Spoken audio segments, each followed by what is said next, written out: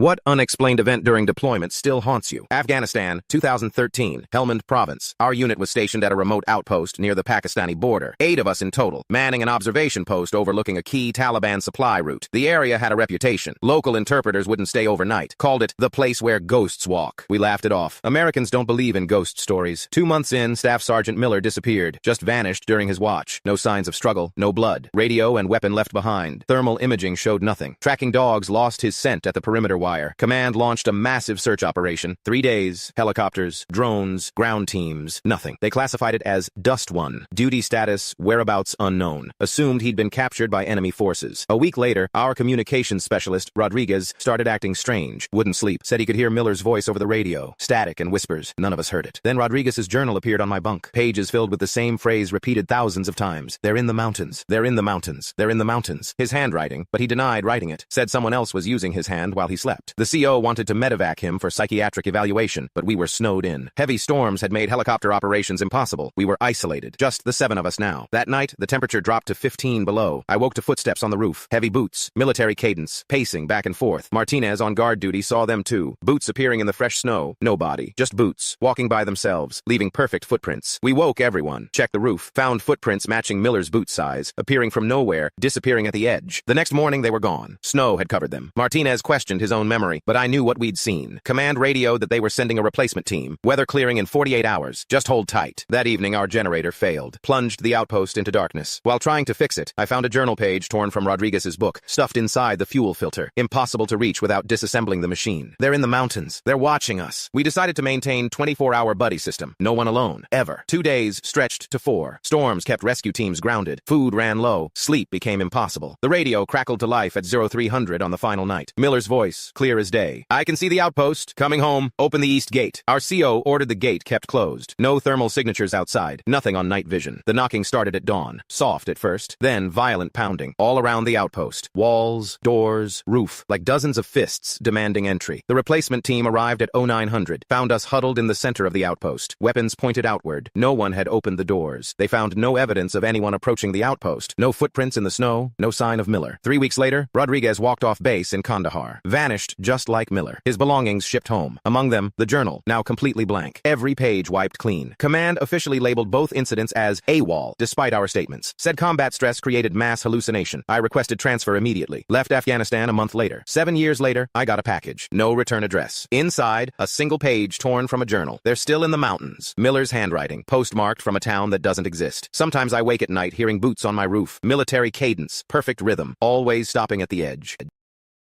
Veterans, what weird skill from your military service unexpectedly helped you in civilian life? I spent 6 years in the Marines, learned to sleep on rocks, in trucks, standing up, basically anywhere, anytime. Never thought that it'd be useful in civilian life. Fast forward to my job as a pediatric nurse, had this 5-year-old patient, Tommy, with severe anxiety.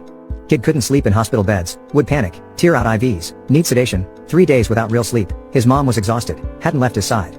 One night, I found Tommy sitting up, crying, the bed feels wrong. Something clicked, grabbed some blankets, made a tent between 2 chairs just like we used to do in the field, laid down on the floor next to his makeshift fort. Beds are overrated, buddy. Real warriors sleep on the ground. He looked at me like I was crazy, but joined me on the floor. Started telling him stories about sleeping in weird places during training. Within minutes, he was out cold, first real sleep in days. Next night, 5 other kids wanted floor forts. By week's end, half the pediatric ward was sleeping warrior style. Hospital changed their policy, now kids can sleep however they feel safe.